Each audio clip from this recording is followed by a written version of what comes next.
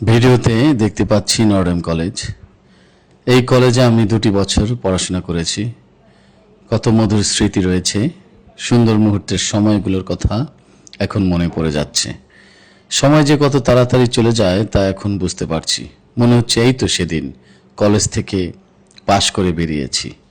কলেজের গেট দেখতে পাচ্ছি, এই গেট দিয়ে প্রতিদিন যাতায়াত ছিল, কিন্তু বর্তমানে ব্যস্ততার কারণে এখন আর আসতে পারি না।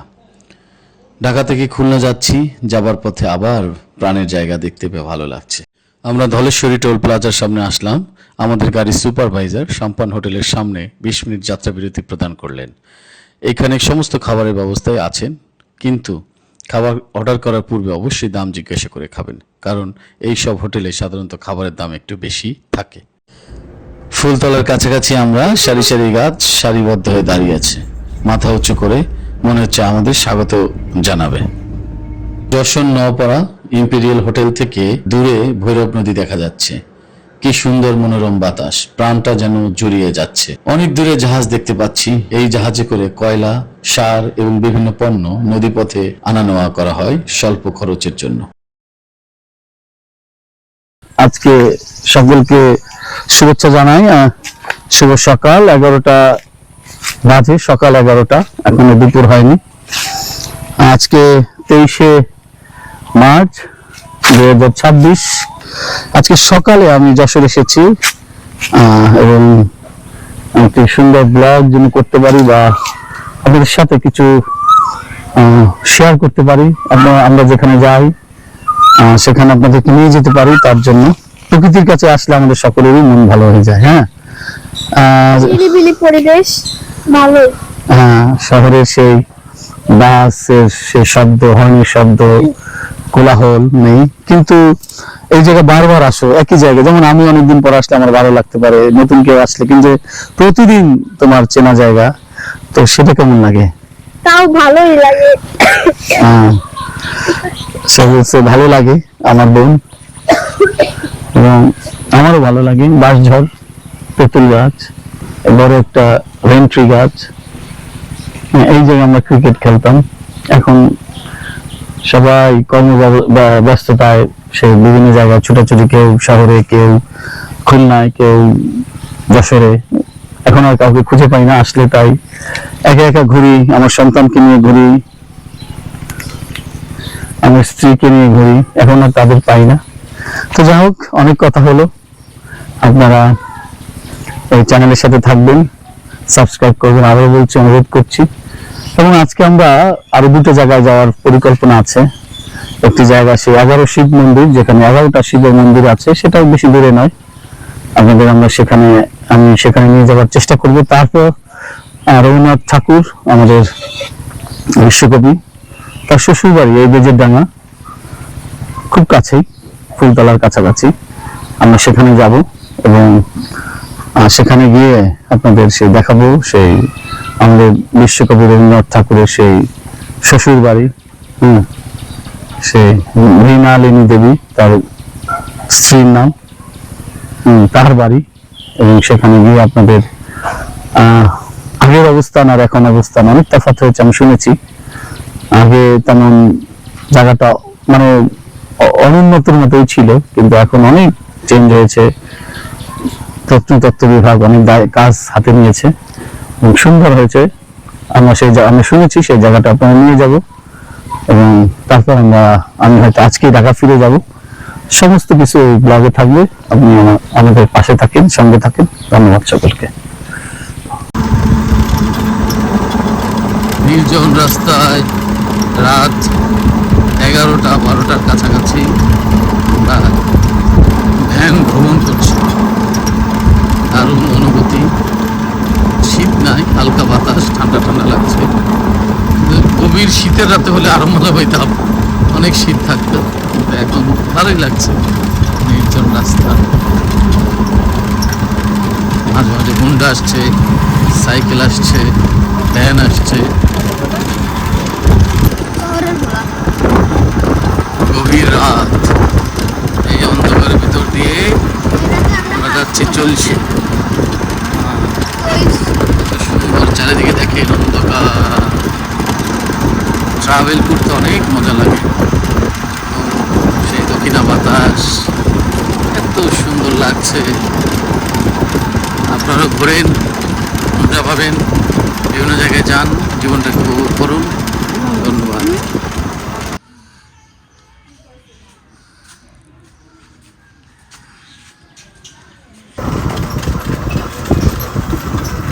এখানে আসো করতে পারবে আসলে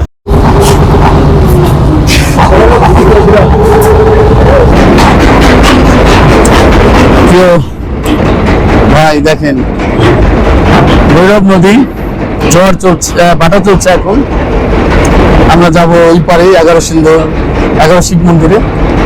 এবং দেখেন কি হারে শিব, এগুলো কিসের শিব? এই শিবগুলো কিসের? আজকে শিব মন্দিরে কিসের পূজা আমি এটা জানি না, প্রত্যেক সোমবারে কিন্তু শিব, এই শিব শিবের গোয়াপাড়ায় আর কি কয়লা সার সিমেন্ট এইগুলো নিয়ে আসছে।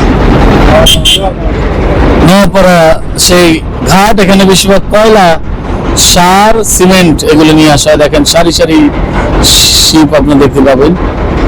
আমরা অপর প্রান্তে যাব। এখানে দেখেন এই পাশেও শিপ আছে। এইখান থেকে ঘাটে উঠে এইখানে এসে বলো ট্রলারে, এখানে ভ্যান, হুন্ডা, তারপর মানুষ পারাপার করে এপার টু ওপার। জনপ্রতি মানুষ 5 টাকা, ভ্যান হচ্ছে 10 টাকা, এবং এভাবে পারাপার করে। আমার সাথে আছেন আমার এক ভাই। এই যশোর এলাকায় ভৈরব এবং কপোতাক্ষ নদ বেশি সমাদৃত, এই দুটি নদী সুপরিচিত। আমরা ওপারে যাব, একটি মসজিদ আমরা দেখতে পাচ্ছি, ওইখানে আর একটি ঘাট আছে, সেখানে আমি যাবো। না না না,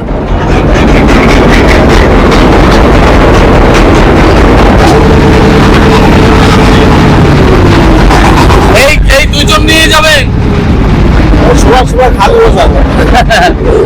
আমি বলছি সময় সময় খালিও যায়। এই যে আমরা ট্রলার দিয়ে যাচ্ছি সামনের দিকে।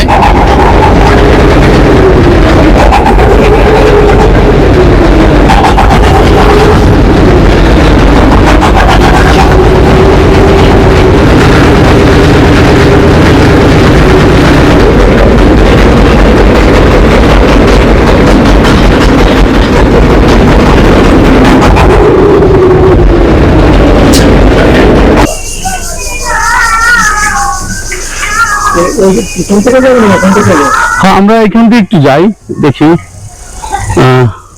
প্রিয় বন্ধুরা, এই যে 11 শিব মন্দির, 1745 খ্রিস্টাব্দে জমিদার তার মেয়ের অনুরোধে, এখানে কথিত আছে মেয়ের অনুরোধে তিনি এই 11টি শিবের মন্দির তিনি তৈরি করেছিলেন। আমরা বাউন্ডারি বাইরে আছি, আমরা একটু ঘুরিয়ে দেখতে চাই, তারপর আমরা ভিতরে যাব। এখানকার ভক্ত সাধুরা তারা সেই বিভিন্ন মানত, তাদের আচার আচরণ বা বিভিন্ন সেই কাজ বা পূজা অর্চনা তারা এখানে করে থাকে। এর আগে এসেছিলাম, তখন এত লোক ছিল না বা কোনো তাদের মানত বা কিছু ছিল না। আজকে অনেক মানুষ দেখতে পাচ্ছি যারা বিভিন্ন মানত বা তাদের কোনো পূজা জন্য তারা এখানে এসছে। এবং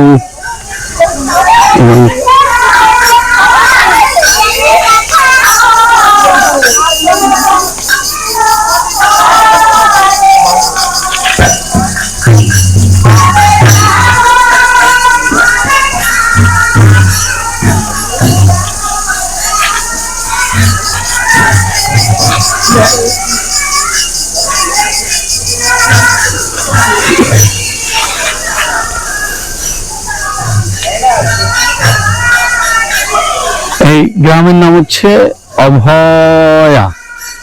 আমি এর আগে শুনেছিলাম অভয়া সেই জমিদারের মেয়ের নাম ছিল অভয়া। তার নাম অনুসারে অনেকে কথিত আছে, গ্রামের নাম অভয় হচ্ছে এবং এই অভয় থেকে অভয়নগর থানা নামকরণ হয়েছে। আমি জানি না সঠিক ইতিহাস, লোকমুখে শোনা কাহিনী আছে।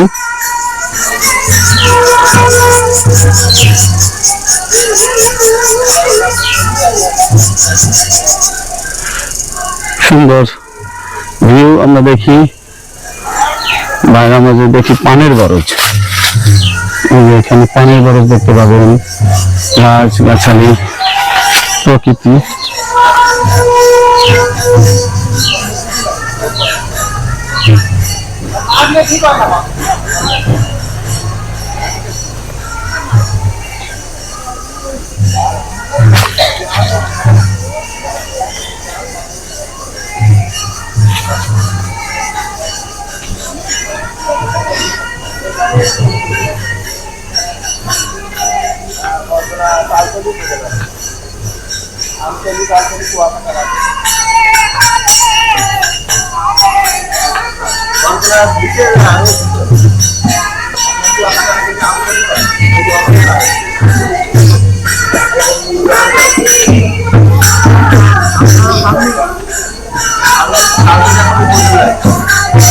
সে 11 শিব মন্দির, আমরা ভিতরে ঢুকেছি।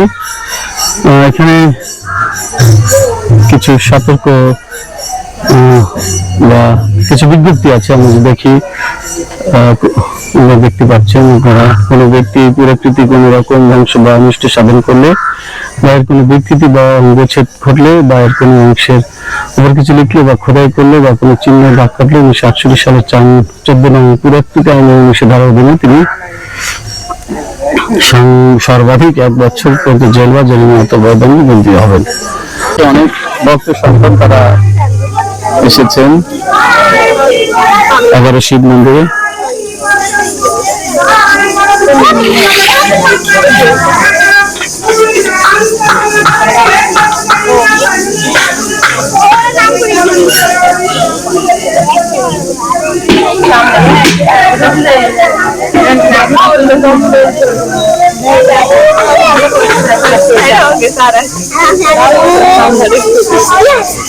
আমরা যদি পিছনে দেখি, যে পিছনে সেই পুরাকৃতি বা এর সেই নিদর্শন আমরা দেখি, সেই কত পুরাতন, প্রায় 250 বছর বা 300 বছর সে পুরাতন, কিন্তু আজও মাথা উঁচু করে দাঁড়িয়ে আছে সেই সুন্দর জায়গায়। অনেকে বলল ইতিহাস কেন তারা এসছে, এক বোন বললো এবং আরেক ভাই তিনি খুব বিশদ বলে। এখানে যদি দেখি সুন্দর একটি ভিউ আসে।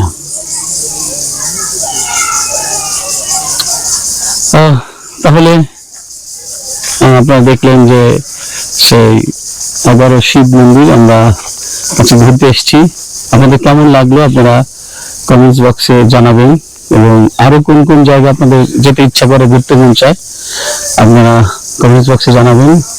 নেচার ভাইবস উইথ গাব্রিয়েল চ্যানেলটি শেয়ার করবেন, সাবস্ক্রাইব করবেন এবং লাইক এবং শেয়ার দেবেন। যদি আপনাদের অনুপ্রেরণা আমার পথের পাথেও যেন আরো সে ভালো ভালো ভিডিও আপনাদের জন্য নিয়ে আসতে পারি। ধন্যবাদ। দুটি মন্দির, প্রত্যেকটি মন্দির মাঝখানের উঠানের দিকে মুখ করে দাঁড়ানোর। মন্দিরগুলো একটি খিলানকৃতির প্রবেশ পথ ও প্রবেশ পথ, বাঁকানো কার্নিশ কোণাকৃতির কর্নার এবং দেয়ালে অভ্যন্তরে দেখা যায় পদ্মাকৃতির মেডালিয়ন অলঙ্করণ রয়েছে প্রবেশ পথের মুখে। মন্দির গুচ্ছের উত্তর দিকে রয়েছে বড় একটি মন্দির যা দক্ষিণমুখী। এর পরিমাপ 8.2 মিটার, 6.57 মিটার এবং গর্ভগৃহের পরিমাপ 2.30 মিটার। মন্দিরের সবগুলো খিলান পয়েন্টেড এবং আয়তাকার প্যানেল ফ্রেমের মধ্যে নির্মিত। এখানে সমস্ত বিষয় আপনারা পাবেন। 11টি মন্দির রয়েছে। এখানে সেই উদ্বোধন কালের কথা লেখা আছে। তারপর এখানে যদি কোনো বিদেশি পর্যটক বা কেউ আসে, তারা ইংলিশে লিখে দেওয়া আছে যেন তারা বুঝতে পারেন। এখানে এক পাশে বাংলা আছে আর এক পাশে ইংরেজি আছে, যেন মানুষ বুঝতে পারে এবং এর আসল ইতিহাস জানতে পারে।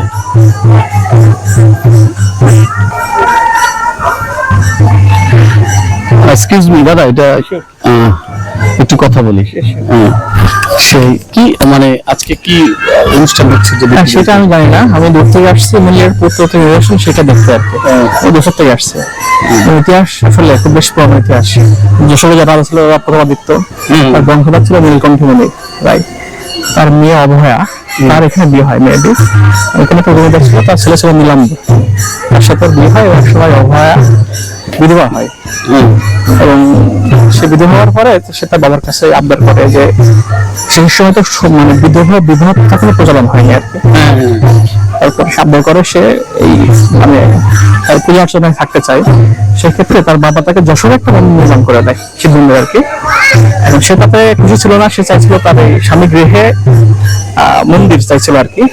এখন সেক্ষেত্রে এই যে ভৈরব নদী, যেটা সেই সময় কিন্তু নদী কেন্দ্রিক হইতো, এখন এই লোকেশনে সিলেক্ট করা হয় এই জন্য ভৈরব নদীর পরে। এবং এখানে নীলকণ্ঠীমণি তিনি 11টা শিব মন্দির প্রতিষ্ঠা করে দেয়। এবং যতটুকু জানা যায় এখানে এই 11টা মন্দিরেই শিবলিঙ্গ যেটা সেটা ছিল, পরবর্তীতে এখন মিসিং গেছে আর কি। আমরা জেনে শুনে আসলাম যে আসলে ইন্টারেস্টিং, অনেক পুরনো একটা ঐতিহ্য, ভালো লাগতেছে। অনেক তথ্য আপনার কাছ থেকে পেলাম, ধন্যবাদ। থ্যাংক ইউ, ধন্যবাদ। ওটার নামটা মুস্তাফিজুর রহমান। Mustafizur Rahman, thank you. আমাদের এক ভাই মুস্তাফিজুর ভাই, তিনি অনেক তথ্য দিলেন, যে তথ্য আমরা হয়তো জানতাম না, যে সেই তথ্যগুলো আমরা পেয়েছি। এবং আমরা আশেপাশে একটু দেখাই, আশেপাশে যদি দেখান সেখানে ভিতরে গম্বুজগুলো আমরা দেখাবো, অনেক উঁচু প্রশস্ত। এবং এক একটা গম্বুজ অনেক সেই অনেক সুন্দর নকশা দিয়ে তৈরি করা হয়েছে। বোঝাই যায় যে তখনকার জমিদার নীলকান্ত মণি তিনি তার মেয়ের আবদার তিনি ভালো মতো রেখেছিলেন। এবং মেয়ে আবদার করেছিল যে তার শ্বশুরালয়ে যেন এই মন্দির তৈরি করা হয়। এবং সেখানে বাবা তার মেয়ের সে অভয়া তার আবদার তিনি পূরণ করে এই তার নিজস্ব গ্রামে সেই 11টি শিব মন্দির বা 11টি মন্দির তিনি তৈরি করে দেন। এবং সন্তানের প্রতি বাবার ভালোবাসা আমরা দেখি।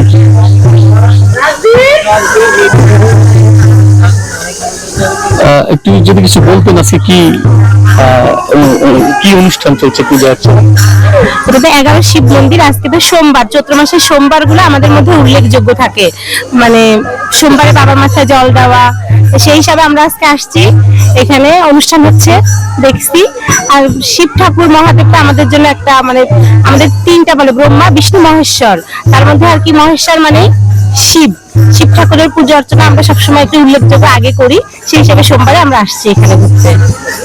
ধন্যবাদ আপনাকে সহযোগিতার জন্য। এই মন্দির সম্পর্কে কিছু জানেন, যে কত পুরাতন বা বলতে পারবেন? আপনি আপনারা কি প্রথমে এসেছেন এখানে? আপনারা কি জানেন কিছু মন্দির সম্পর্কে? আমরা স্থানীয়। আপনি স্থানীয়? তারপরে বলতে পারবেন না? আপনি বলতে পারবেন? ওনা অনেকেই বলতে পারছেন না, কিন্তু আজকে সেই এই দিদি বললেন যে অনুষ্ঠান করছে। যারা অনুষ্ঠান করছে তারা তো ব্যস্ত।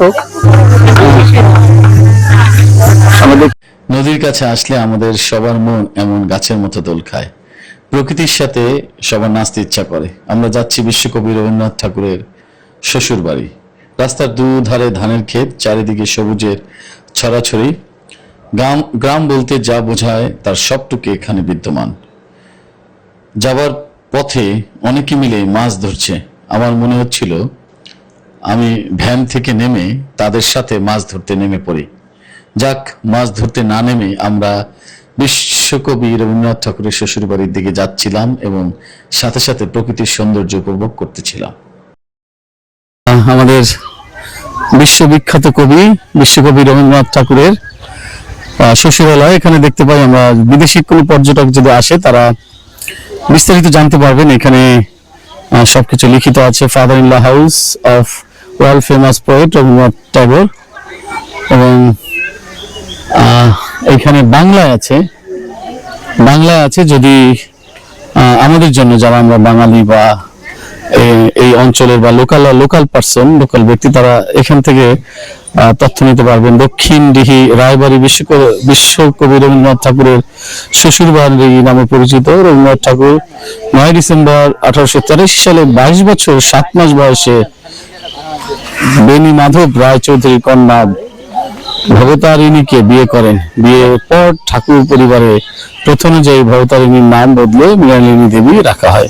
আরো অনেক বিষয় এখানে আপনারা পাবেন এবং আমরা ভিডিও করেছি, আপনারা পরে দেখে নিতে পারেন। এখানে অনেক বড় এরিয়া। আগে যখন এসেছি সেই এত সুন্দর ছিল না, এত সাজানো গোছানো ছিল না, কিন্তু পরবর্তীতে বাংলাদেশ সরকার প্রত্নতত্ত্ব বিভাগ হয়তো সেই হাত দিয়েছেন, তারা সুন্দরভাবে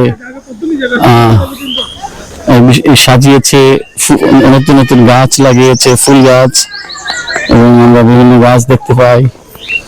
এখানে একটা গেটের মতো করেছে মাধবীলতা, যেটা দেখতে পাই আমরা এখানে। আপনারা আসলে সব অনেক সাজানো গোছানো বিষয় দেখতে পাবেন, এবং অনেকে ঈদের ছুটিতে অনেকে আসছে এবং পরিবারকে সময় দিচ্ছে, মনোমুগ্ধ। আমরা যদি এইদিকে একটু যাই দেখতে পাবো যে সেই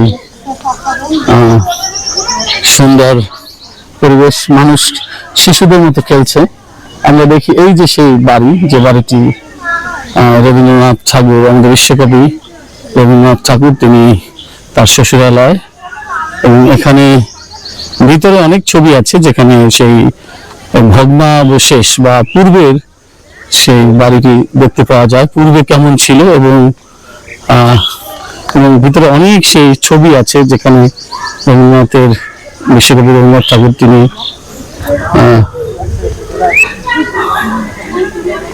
প্রত্নতত্ত্ব অধিদপ্তর কর্তৃক সংরক্ষিত। লেখাটা বোঝা যায় না, কিন্তু তারপরেও হয়তো, এবং সে প্রত্নতত্ত্ব বিভাগ তারা সংস্কার দায়িত্ব নিয়ে বাড়িটিকে মনোমুগ্ধকর করেছেন, সুন্দর সুন্দর ফুল গাছ লাগিয়েছেন এবং অনেক মনোমুগ্ধ পরিবেশ। আমরা যদি একটু ভিতরে যাই, ভিতরে সুন্দর সুন্দর ফুল গাছ আছে, সূর্যমুখী, আরো অনেক ফুল গাছ, নাম না অজানা ফুল। এবং অনেকে তাদের পরিবার নিয়ে ঈদের ছুটিতে ঘুরতে আসছে। ঈদ মানে আনন্দ, ঈদ মানে খুশি, ঈদ মানে পরিবারকে সময় দেওয়া, ঈদ মানে পরিবারের সঙ্গে থাকা। ভিতরে ক্যামেরা করা যাবে না, ভিডিও করা যাবে না, তাই আমরা ভিতরে ভিডিও নিয়ে যাব না, কিন্তু আমরা সুপর দিক দিয়ে বাড়িটাকে দেখাচ্ছি যে সে মনোমুগ্ধকর সুন্দর ছবি। এই যে পোয়েট্রি স্ট্যাচু আমাদের বিশ্বকবি রবীন্দ্রনাথ ঠাকুর, এখানে লেখা আছে যে শান্তিনিকেতন 13 মাঘ 1343, সেতারেতে বাঁধিলাম তার, গাহিলাম আরবার, মোর নাম এই বলে খ্যাত হোক, আমি তোমাদেরই লোক।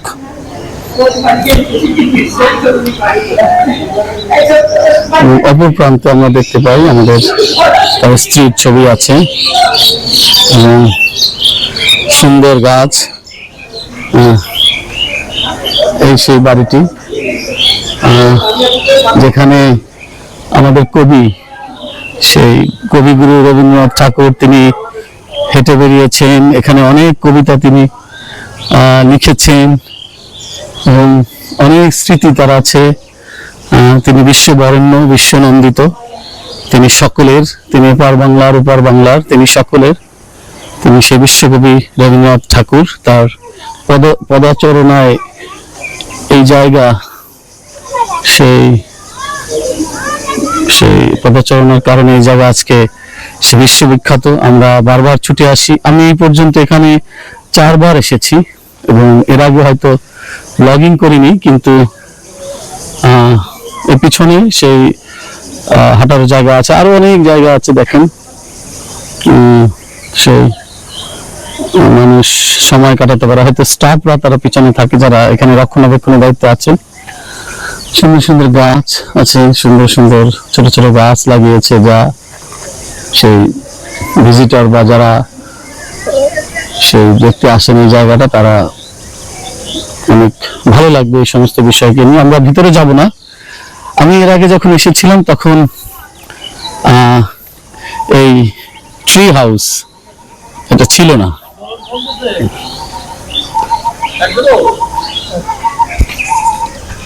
ট্রি হাউসটা ছিল না, এখন দেখেন সুন্দর একটা ট্রি হাউস যদি দেখায় গাছের উপরে। আমি এর আগে উঠেছি এখানে, এই মানুষ নীরবে তারা সেই বিশ্রাম নিচ্ছেন এবং সুন্দর পরিবেশ। আপনারা আসুন, কারণ বাংলাদেশে অনেক ভালো ভালো জায়গা আছে যেখানে আমরা আসতে পারি, যেখানে আমরা এসে সেই স্মৃতি মন্থন করতে পারি। বিশ্বকবি আমাদের এমন একজন কবি যার কবিতা আমাদেরকে প্রেরণা জাগায়, যার প্রবন্ধ, ছন্দ, তার ছোট গল্প, উপন্যাস আমাদেরকে সেই অনেক কিছু শিখায়। তার লেখা, তিনি বিশ্ববরেণ্য, তিনি নোবেল জয়ী কবি। আমরা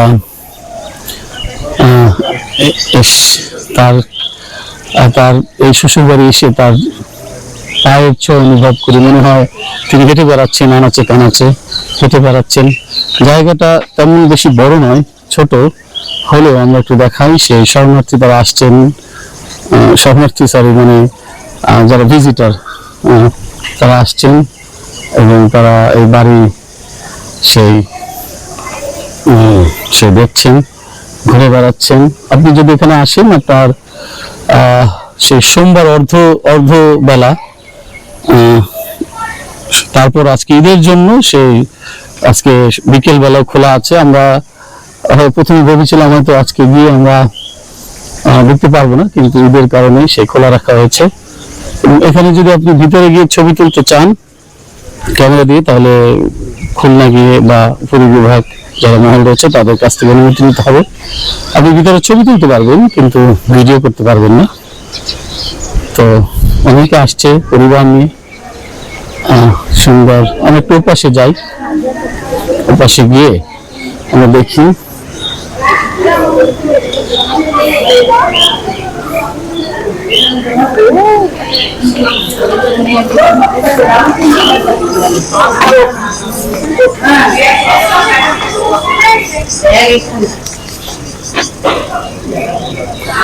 কে লইবি মোর কার্য কহে সন্ধ্যা রবি, শুনিয়া জগৎ রহে নিরন্তর ছবি। মাটির প্রদীপ ছিল, সে কহিল স্বামী, আমার যেটুকু সাধ্য করিব তা আমি।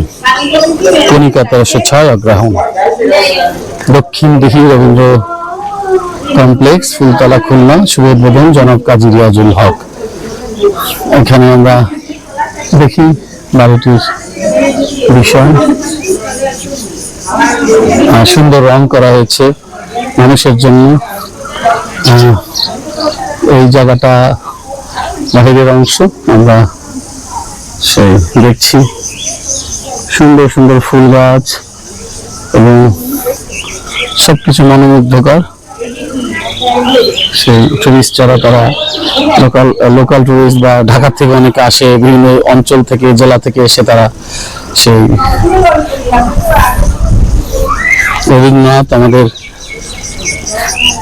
সেই বাংলার সেই কবি, সর্বশ্রেষ্ঠ কবি, কবিগুরু, তার নামের পদবী, যার কবিতা আমরা সকলে পড়েছি এবং যার উপন্যাস আমরা অনেকেই পড়েছি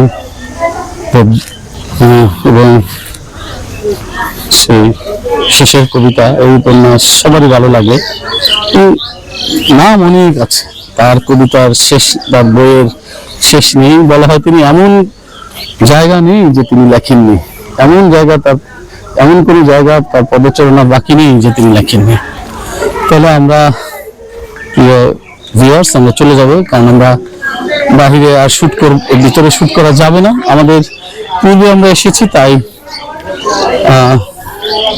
এই ছবি আমাদের কাছে আছে, তাই আমরা সেই আমাদের চ্যানেলে দিয়ে দেবো। আপনারা প্রতিনিয়ত আমাদের চ্যানেলের সাথে থাকুন, আমাদের আমাদের নেচার ভাইবস উইথ গাবি চ্যানেলের সাথে থাকুন এবং আরো অনেক অনেক সুন্দর সুন্দর সেই আপডেট আপনারা পাবেন। আমরা যেখানে যাব আপনাদের সঙ্গে নিয়ে যাব। সাবস্ক্রাইব করেন, ফলো করেন Facebook page natural vibes with Gabriel, natural vibes with Gabriel, follow এবং শেয়ার করেন। বাহিরে অনেক নিয়ম কানুন আছে, তারপরে যদি এখানে কোন দিন বন্ধ এবং কিভাবে আসবে এই বিষয়টা যদি বলতেন শামসুল ভাই। এখানে প্রত্যেক সপ্তাহে রবিবারে বন্ধ থাকে, আর সোমবারে অর্ধ দিবস বেলা 1টা পর্যন্ত বন্ধ থাকে, আর সপ্তাহে প্রত্যেক দিনই 9টা 5টা খোলা থাকে। এবং টিকিট মূল্য সর্বনিম্ন 10 টাকা, আর বিদেশিদের জন্য 200 সার্কভুক্ত যারা। Thank you. আপনার বাসা কোথায়? আমার বাসা কুষ্টিয়া। তাহলে আপনি তো যশোর কুষ্টিয়া বাসা নিল। জি। আপনি এখানে কতদিন কাজ করেন? এখানে আমি আছি 3.5 মাস। আমি এর আগে যখন আসছিলাম তখন আরেকজন ছিল, চেঞ্জ হয় হয়তো। তাহলে ঠিক আছে, ধন্যবাদ দিই আপনার সহযোগিতার জন্য। ভাই টিকিট আমরা